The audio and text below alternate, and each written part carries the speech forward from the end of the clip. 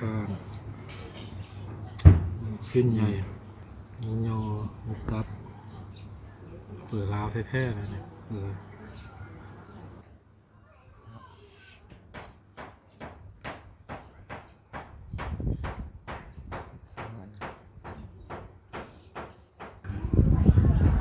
ต้องไปสั่งพิเศษเอาเลย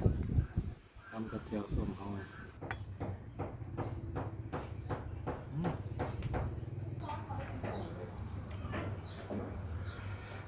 คำเดียวนี่หมดเลยนะ